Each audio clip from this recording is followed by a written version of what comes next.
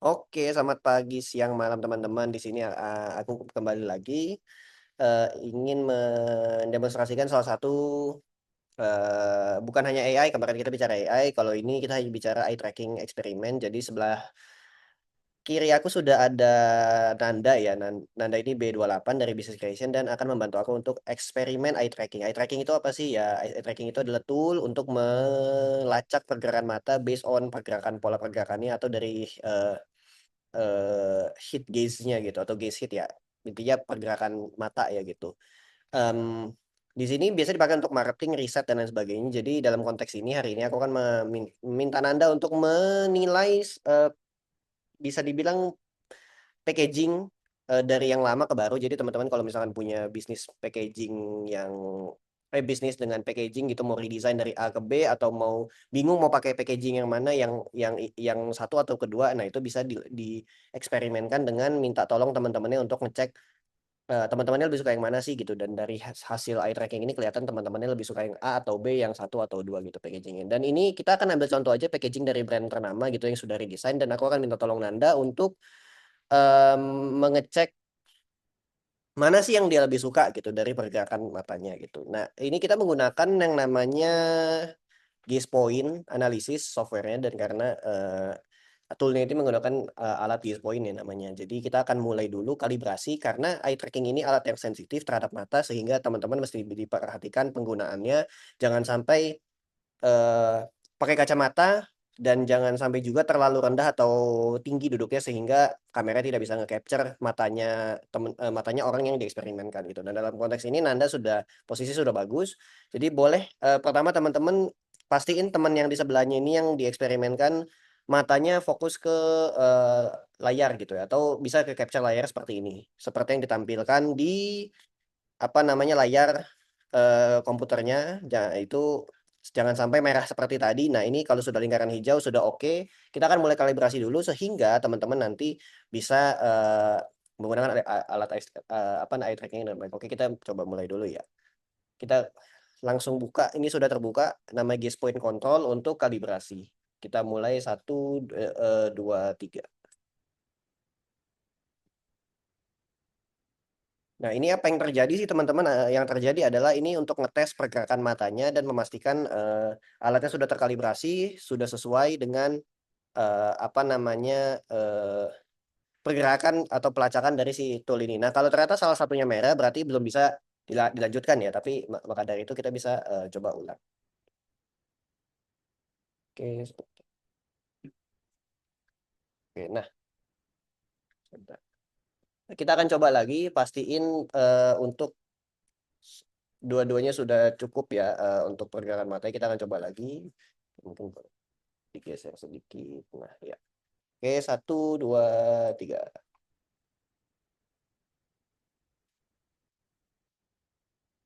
Jadi pastikan orang yang dieksperimenkan bisa ngikutin matanya, ngikutin titik-titik yang ada di sini. Nah, kalau dua-duanya sudah berhasil, berarti hijau dua-duanya artinya sudah bisa mulai untuk eksperimennya, dan kita akan beralih ke layar sebelah kanan, yaitu bagian dari apa namanya eye tracking gitu ya. Jadi kalau kita akan coba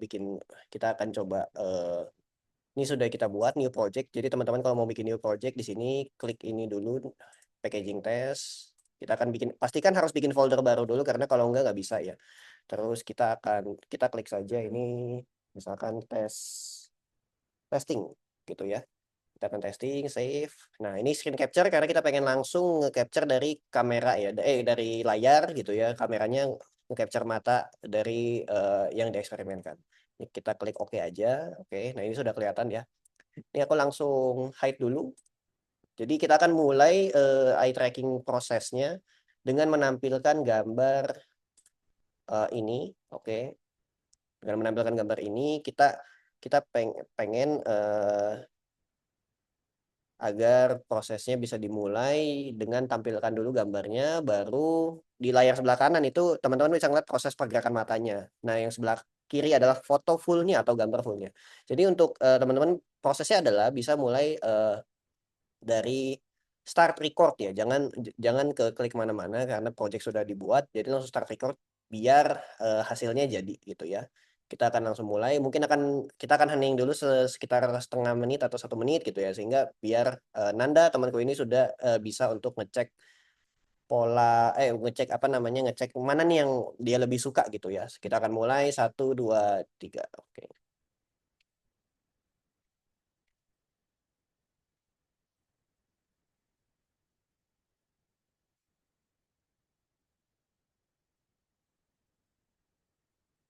Ini dari teman-teman bisa lihat bahwa yang biru-biru, merah itu ya, dan hijau itu adalah pergerakan matanya, dan teman-teman bisa lihat juga hasilnya, mana yang dari sini mana yang lebih disukain oleh Nanda dari segi desain gitu. Apakah desain yang lama atau desain yang baru, nanti kita lihat hasilnya dari si siapa sih recordingnya gitu.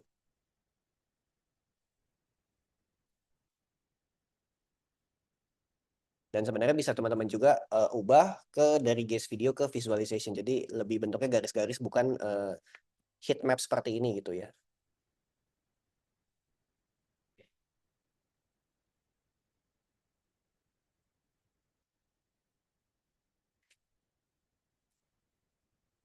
Oke, kita stop record. Oke, iya, kita akan coba play dulu. Nah, hasilnya kan seperti ini ya teman-teman. Nah, dari sini kita bisa lihat hasilnya. Ternyata mungkin Nanda lebih banyak awalnya melihat ke kiri ke kanan dulu, lihat yang keduanya dulu, dianalisa dulu, lama-lama akan dicek, oh ternyata memang lebih banyak melihat ke arah sebelah sebelah kanan, ke kiri sebentar lagi, baru ke arah sebelah kanan lagi. Artinya memang sebenarnya dari Nanda itu menyukai produk sebelah kanan, yaitu ya sebenarnya produknya sama sih, maksudnya packaging sebelah kanan yang sifatnya lebih baru gitu. Nah, ini waktunya 1 menit, sekitar 1 menit ya. Nah, lalu teman-teman bisa selesai videonya, sudah selesai, bisa diekspor gitu, bisa diekspor kita ke layar sebelah kiri gitu ya. Kita oke, atau nggak bisa kita save. Sebentar, kita bisa save project. Oke, kita bisa ekspor dulu ke, coba kita ekspor video terlebih dahulu. Jadi ekspor video itu tujuannya adalah untuk mengubah rekaman tadi ke dalam bentuk MP4 sehingga bisa teman-teman nonton gitu. Dan setelah ini bisa, kalau misalkan teman-teman ingin menggali lebih dalam, kenapa sih lebih suka packaging yang sebelah kanan dari yang sebelah kiri, itu bisa dilakukan dengan follow up question gitu ya. Oke, mari kita coba cek dulu apakah videonya sudah jadi ya.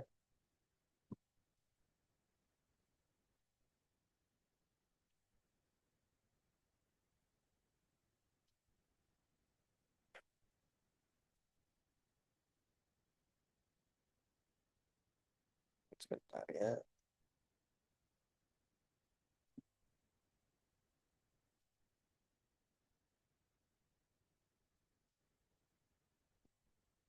Bidding test result. Nah, ini videonya sudah bisa teman-teman lihat di sini. Kita coba lihat cek ya. Nah, ini videonya hasilnya akan seperti ini. Teman-teman bisa pakai untuk analisa lebih lanjut dan follow up question ke misalkan kalau dalam konteks ini adalah Nanda ya, yang di sebelah kiri aku, bisa juga ditanya kenapa lebih suka packaging yang sebelah kanan daripada sebelah kiri.